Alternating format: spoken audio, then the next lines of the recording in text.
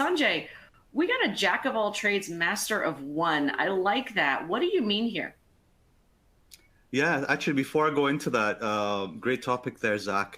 What really kind of highlighted for me was the networking aspect, because I remember, Erin, you and I connected on LinkedIn, and I think we connected quite a couple of years ago. And I think my message to you sat in your inbox for a year, and then a year I later, know. out of the blue, I get this message from you. I think maybe I poked you a second time.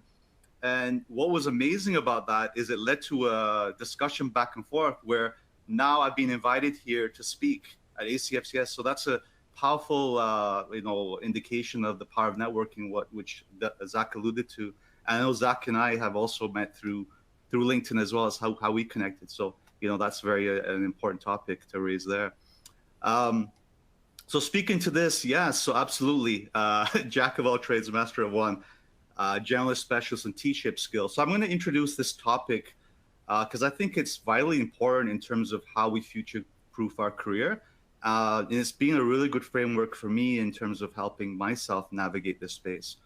So I think the best thing to do is first define, what is a specialist, generalist, and T-shaped skills, right? So if you look at the specialist roles, I've listed a couple of roles, which I'm sure some of you are going to identify yourself in. AML analysts. A lot of the analyst roles typically are in the specialist role. These are usually basically specific fields or areas of knowledge. They can be highly technical or niche skills.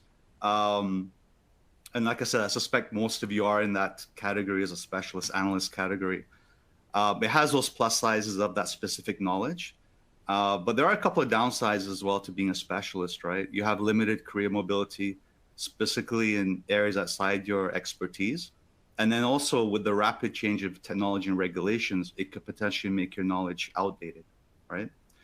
When we look at the generalist, these are very broad range of skills and knowledge, applies to different roles in different industries. So while it may not have the depth of expertise you get in a specialist, you do have the ability to be more adaptable and learn new skills quickly, right? So most of us fit into either of those. Now, I don't know about you, but I've never been content on just one interest. I like to dabble in a lot of things.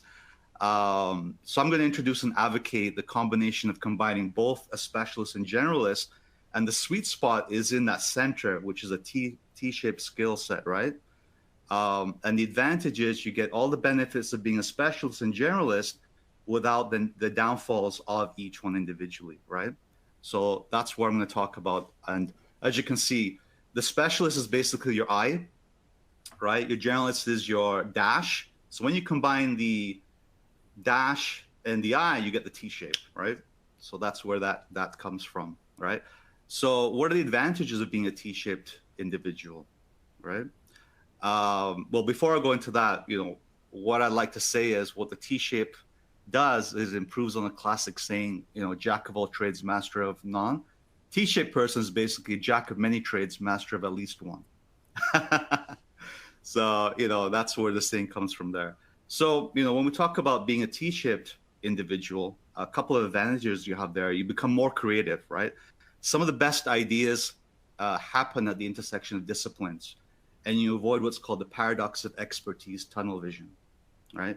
You get better collaboration in teamworks. You have a deeper understanding in at least one or two areas. It's also going to lead to better job satisfaction and career success by developing both that breadth and depth of knowledge. You're going to really find fulfillment in the work and be a valuable asset to the organization. But ultimately, what's going to happen is you're going to become a lot more attractive to employers at the end of the day. So those are the benefits there. So if we move on to the next slide, so how do you become a T-shaped person, right? We talked about that. We've defined what they are, specific, generalist, and T-shaped. But what is a T-shape? How do you become that? What are the ingredients to make that happen, right? So I would say the first question is to ask, what skills do you want to build on? What should you learn, right? Now, there's no right or wrong answer. It really depends on your specific goals and values. But I've outlined a general framework that you can see that I put together that can help you. So when we talk about breadth, we're talking about what you see on the top there from the left to right. So you've got sales skill sets, strategic skill sets, data analyst skill sets, right? And they're broken down into different attributes. And then on the bottom, you have the functional industries that you can insert those broad skill sets in specific industries, right? So that's where your breadth and depth comes in, right? Now, I'm assuming most of you fit in that center strategic skill set, right? That's your analyst, where you're applying critical thinking, risk management, learning how to do policies and procedures. Um, some of the things or emerging skill sets that can come out of being in strategic, I would say would be one that I have done recently here at a credit union, which is a business analyst, right? So as a business analyst, you're actually working with the stakeholders. You're applying your AML compliance knowledge and you're helping stakeholders implement regulatory change within an organization, all right? So that's a really interesting and emerging skill set I would say is worth investing in and learning, which goes beyond what we typically think of in FinCrime skills, right? If you look to the left there, you'll see sales skills. And I'd be wondering, well, how does sales skills fit into FinCrime? And beyond just what you learn in your everyday day-to-day job, right? I've listed a couple of there, right? Active listening, relationship building, communication skills. Where you can really apply this is, for example, if you're a account manager for a financial crime solution provider, right? So we mentioned earlier on the poll, some of you, a small number of you do work for solution providers like Verifin or Finango. So if you're the subject matter expert, you're the advocate for the business and you're able to talk to the customer and talk about how your solution can help that business. So those are some ideas of how you can become a team-shaped person by applying those skill sets. Another example is you can apply that account management framework to, for example, in the crypto industry, right? We know Chainalysis, Elliptic, they have a compliance solution. And if you're an account manager, you can then also be the advocate for that business and applying those sales skill sets within that functional industry, right? Now, if you look at the far right under data analytics, maybe a few of you have this skill set. It is an emerging skill set as we move more into machine learning, AI. Now we have ChatGPT, everyone's jumping on that. So you can see there's a big adoption of these type of technologies. And because FinCrime generally is a cost center, it's not a revenue producing division, the focus is on efficiencies, reducing operational costs. So if you can really hone in your skills, how do you take data and make it more visual, more understanding of what that information is portraying? So for example, data visualization, Tableau is a really good example of a software that you can use to look for anomalies, look for suspicious activity, take a lot of data sets and put them in a easy to digest platform that you can use for the business. I have a personal friend who I worked with previously as an ML analyst. He left the industry to become a software developer, right? Which is an interesting segue. Now, because he's learned software development, he can come back now and become a DevOps in financial crime because he can now write code that can help make processes more efficient, or even if any of you work in transaction monitoring, there's a lot of alerts that are generated. And where are those alerts generating from? They're generating from individuals writing code to create those red flag alerts that you see in case management tools. So those are some examples of how you can think a little bit outside the box and applying other areas beyond just the strategic skill set, sales, data, analytics, and broaden your horizons to be more competitive in this emerging environment, right?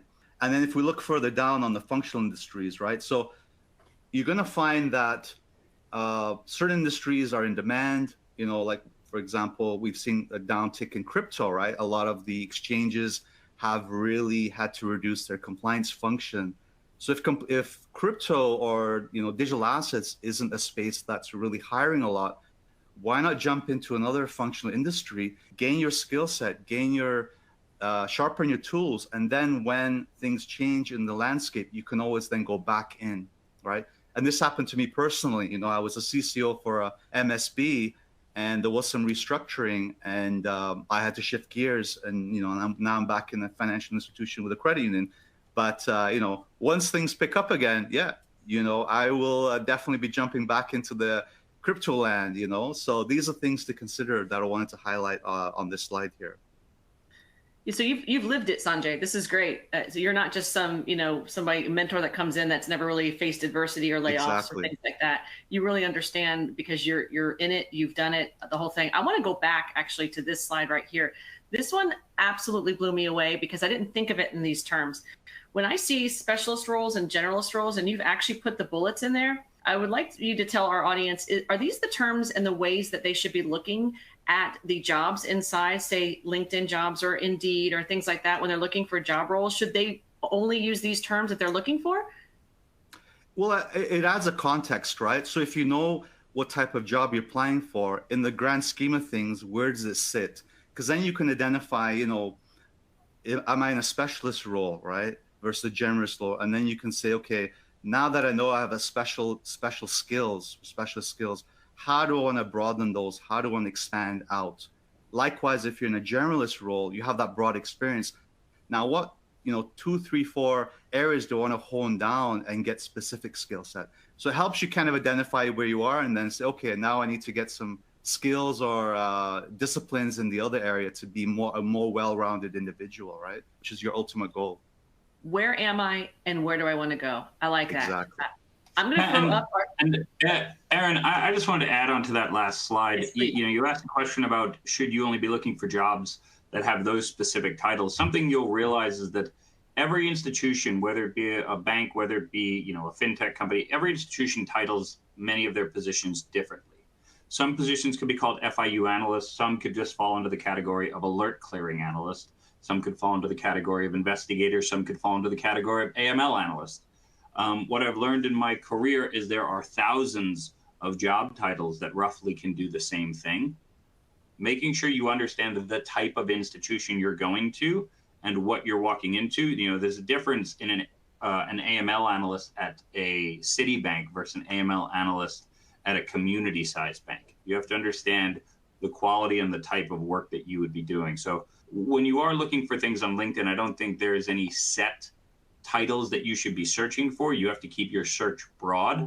But I also believe that you have to understand the type of institution you're going to and the type of institution that you're trying to apply to. So I just wanted to add that. Those are excellent points. Excellent points. Thanks for bringing that home for us on that one, because I used the word only in the wrong tense. I didn't mean to say only, because you can't have only in something when you're job searching. It has to be a wide net. So I have the second poll up here. We've got 52% of you that are answering, which is great. The second poll is up, folks. If you're not looking at your screen, if you're doing other things, if your boss has just pulled you, we'll give you a little time here. Second poll is, which of the following skills are you most focused on in your FinCrime career over the next 5 years? I'm going to put that up there and let you answer. We've got 58% of people that are answering, but we also have a lot of really good questions coming in that I want to start taking and asking you while they answer. We've got a question here. I've been bashed before for being a Jane Doe of all trades, or Jane of all trades, since 2011 because some employers don't think I can either make up my mind or they only want a specialist or fit into their generalist role. What's the speaker's advice on how to handle that scenario? And I think this one came up when you were speaking, Sanjay, so I'll throw this one to you. Yeah, I think, you really have to play it by ear and see what the context is. So if you are applying for a role that requires you to be very specialist, and of course you want to lead with those skill sets, because at the end of the day, you're applying for a certain role, they're going to expect you to have those qualifications, right? And I think a lot of us generally I started as a specialist, as an AML analyst, and then I grew my knowledge, right? So I think identifying, as a generalist, it is good to have that broad skill set, but then again, what is it that they're asking for? What is it looking for? And what are those key specific niche areas that you can kind of learn from? So, it could be taking some courses, or networking, or talking to other financial crime specialists that can help you. I think is key in kind of bridging the gap to be a well-rounded. The ultimate goal is you want to be well-rounded, right? You want to be either a generalist or a specialist. So that's the ultimate goal you should be trying to aim for at the end of the day. Absolutely. We've got 84%. I'm going to ask one more question to let you have the poll. Folks, the second poll is up. I'm going to say it again. Here's a good one from Alina. How do we avoid taking a position that is a bait and switch? For example, hired for one job, then having to do more duties of a higher pay grade without the title or pay. Zach, what do you think of that one? I think in relation to a job like that, I believe that just like a client is interviewing you, you need to be interviewing them. And you need to understand what you're walking into and what their pain points are. Not to put it all back on you, but the truth is, if a client's going to be giving you more work, part of finding out kind of what the situation is in the interview process, such as asking about what does the team look like, what does the dynamic look like. If you don't know, what the culture of the institution is, looking online, leveraging your network, and or asking a recruiter is a better way to find out what you'd be walking into, and what you'd be walking into from a culture perspective, whether it's a really tough work environment or not a great work-life balance, or the type of institution or the type of manager that potentially would be asking you to do more than what you're asked. I am horrible about that. I am very horrible about going into interviews and not asking enough really good probing questions of the company, the culture, those sorts of things. And it's hard to get into that mindset, especially if you're freaking out that you can't make the mortgage or the rent or things like that, and you just want to get have a chance to be let in. That is definitely a weakness of mine. So thanks for bringing that up. One last question before we move on. This one's from Jesse. Can you please recommend certain certificates to expand the knowledge under data analytics? Sanjay, do you have any? So data analytics, I alluded to Tableau. Tableau is one that's worth, a well-known one. Any kind of data analytics tool. I would suggest Coursera has a lot. If you just type in that keyword, data analytics, there's going to be a lot of things that come up in Coursera, LinkedIn Learning. I know AdHoop and Spark. I think on the slide I'd mentioned, those are very good big data analytics tools that I use. I think they use them in IBM, Amazon, and Google. So I would say those are things to look for. Or just type in the broad tool. You're going to see like what are the top 3 most used in today's industry. Even type in the query of FinCrime specifically and like keywords of FinCrime plus data analytics or data visualization tools and see what comes up. And then, do a bit of research. Find out what I do is when I'm looking for certain jobs is, am I seeing the same type of asks, right? In terms of the job description, they're going to actually outline what are the tools that they're going to be using, and you're going to see patterns, So I would say that's how you're going to do your selection of what tools are actually going to be used in the workplace versus, lots of ones that are available in the marketplace. And I would like to add on to that in the sense that not all people have access to obtaining all of these certifications. There are certain things you could do, such as take a basic course. I know that MIT, Harvard, Stanford, Yale, a lot of these higher end institutions will offer courses that are an hour or a couple hours, that aren't as intensive, that aren't as expensive, that you can take, and simply adding that further education or upskilling ability to your resume, can save you money, but also allow you to put on your resume that you are attempting to further your education, that you're attempting to market yourself and showing an interest in a topic. Ooh, that's a great point. I like that little tidbit here. We're going to go forward and see what our audience says on where they see themselves in 5 years in their career. We got cybersecurity expertise is 13%. Advanced data analytical skills. I am not surprised about that one. What are your thoughts about these answers, Zach? I'm not surprised either. I mean, the way the future is through data analytics, it is through knowledge and understanding it. I mean, understanding emerging regulations, that's just staying on top of specific regulations and where the market is going. But from a data analytics perspective, I do work with Amazon. Amazon hires people more often than not around analytical type work. You need to have an analytical type mindset. Now, in saying that, I will also say that there are a lot of institutions that have a more personable feel. Amazon is giant, beyond giant. But there are a lot of other institutions, whether they be smaller institutions, that could create a more personable feel and will hire people not necessarily solely based on analytical knowledge there. A lot of people will still look to life experiences and what you've done in your current or former career or past career working within this space. So again, if you're just starting out, analytical skills can only help you. Great. And someone asked if data analytical skills will transfer over into FinCrime compliance. Sanjay, do you think they will pretty easily? Yeah, to Zach's point, you don't have to go crazy. You can learn a baseline knowledge because most of us have, as I alluded to earlier, that center strategic skill set. Just adding a bit of data analytics is going to definitely differentiate you. Having that on your resume that you've taken the time to take some courses and understand that. And as I mentioned, right, institutions are looking at how to become more efficient. How can you automate functionality within FinCrime? Are you saving the organizations money at the end of the day, right? So definitely, this is a big piece. So I'm not surprised by 42% looking to advance in data analytics. One thing that's interesting is the cybersecurity expertise, right? So, it's not really touched on too much, you'll see within FinCrime, but I think it's becoming a more increasing pathway, convergence in FinCrime, right? You get things like breaches, fraud, aspects of corruption.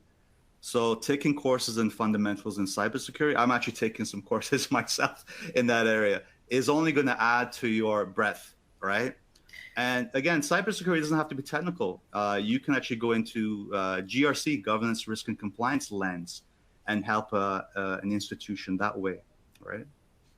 I also want to piggyback on, because you said cybersecurity, it reminded me, I want to piggyback on what you said about searching in Google for certain types of terms so that you can find these particular jobs.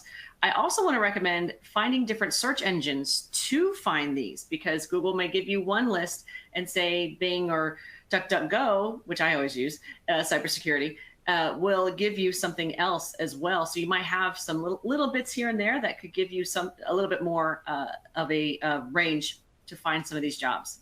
All right, Sanjay. Aaron, I wanted to just jump in before we give the floor to Sanjay that I did see that, there's only 10% that were interested in blockchain, blockchain technologies or blockchain, compliance related work. I will say, yes, right now the blockchain and crypto industry is going through a little bit of a lull, but just be aware, my opinion related to it is that it's going to be regulated in some capacity. And it's going to be an unbelievably hot area. Not all the players in it right now, I think, are going to survive, but the big ones will. And when it does get regulated, more often than not, the industry is going to drastically need people who understand those regulations and who can be available and ready to go. Currently, with a lot of I still have a lot of cryptocurrency and digital currency work that I am working on. And that's what people are really preparing for, more from a regulatory perspective than an AML perspective, but it's people who can see that future and what's coming. So I just wanted to add that in there. I know it was at the lower end of the poll, but I don't want people to think that it is not a important sector. I'm really glad you brought that up, because I mentioned this yesterday in a session, and it speaks to the blockchain analytics that you were just saying. So if you're looking for jobs, also look at what the regulators are saying. What is FinCEN saying? What's the administration in power saying? All those things. And in March of 2022, there was an executive order put out from the Biden administration to talk about the CBDC, how we're rolling down the pike towards the CBDC. What does that mean? A central bank digital currency for the U.S. government. If there's a digital currency, a digital coin for the U.S. government, that means it's going to be on the blockchain. That means if the government is adopting it, that means you should probably learn about it. Every single bank, every single financial institution, I should say, medium to large, have a patent or already have their own coin when it comes to digital currency. That's also a little bit of a clue to say this is not going anywhere. So this could be something that you could still look at. Keep your job that you want, that you have, and still learn in traditional and TradFi, and learn the blockchain, and you'll be a lot more well-rounded. So thanks for bringing that up, Zach. So are you playing chess or checkers with your FinCrime career? Sanjay, what does this mean? Yeah, I'm just being cognizant of your time. Wow, I think we need two or 3 hours for this session, Aaron, oh, I know. to get through all the material. But yeah, are you playing chess or checkers? I mean, this is, it's funny because this is an acronym that I've been throwing around, with the clients that I coach, with the training, and just generally people who know me are going to laugh because I use this quite often. I don't know who coined it, but, it's a metaphor that I go with, right? So, when you're thinking about your FinCrime career, if you look at the game of chess, chess is a game of strategy, right? You're thinking several moves ahead, you're anticipating your opponent's next move. Checkers, on the other hand, is a simple game, right? You're just jumping over your opponent and trying to reach the side. So what has this got to do with FinCrime, right? So, just like in FinCrime, we're trying to be one step ahead of the criminals. We also have to be one step ahead in our FinCrime career as well, right? So when we look at this context, basically, right, of checkers and chess, if you're playing a game of checkers, right, basically, you're in stagnation mode, just like checkers. There's not much variation. Treating your career just like a game of checkers is going to lead to stagnation, right? Without challenges and seeking new experiences, you're going to be stuck in a rut. So it's very important that you do look for those challenges and growth. And as I mentioned, alluded to earlier, becoming that T-shaped individual, right? Checkers is a game with limited set of moves, right? So if you play in the game of checkers, you're not really working your skill development. So again, it's very important to develop that breadth and depth necessary to progress in your career. And then, you have lack of creativity and missed opportunities. Just like checkers, missing a move can result in losing the game altogether. So similarly, treating your career like checkers results in missed opportunity by not taking calculated risks and networking. So when we look at chess, that's a whole new ball game. I recommend anyone who hasn't watched The Queen's Gambit on Netflix, definitely watch that. You're going to get a lot of insights, and that really applies to career growth in this context of chess. So I'm not saying we should all become grandmasters overnight, but we do need to think strategically, stay ahead in our careers, and be proactive in our approach to anticipate moves, just like the financial criminals that we're trying to catch in our careers, right? So strategic thinking, right? Just like in chess, you're planning several moves ahead. You're trying to advance. You're trying to anticipate your opponent. So similarly in your career, you want to develop a long-term strategy that aligns with your goals and aspirations, right? So seeking out mentors, seeking out networking opportunities, really utilizing LinkedIn, as Zach alluded to earlier. Adaptability, right? So no two games of chess are the same. So likewise, you have to be adaptable in the marketplace. Which industries are hiring more than others? Where do you want to put your best foot forward, right? That adaptability piece is very important as well. And lastly, patience. They say patience is a virtue in chess, right? You don't want to make rash decisions. So same with your career. You don't want to take a job just for the sake of it. Just I need a job. Let me find what's available. You have to think long term. And just as I alluded to earlier, with myself, with crypto and the digital asset market slowing down, I decided, let me pivot back into financial services, working with a credit union, and patiently grow my skill set there. And if another industry starts to, adopt an uptick, I can always jump back into the industry at a later time. So that patience aspect is definitely key and important while you're navigating your career. So that's what I want to highlight in this slide. So make sure you're playing chess, guys, not checkers. It's a hard thing to do to get your mind to develop that kind of skill. But if you keep at it and go to people like mentors and consultants and maybe even recruiters, then you might be able to help yourself by doing that.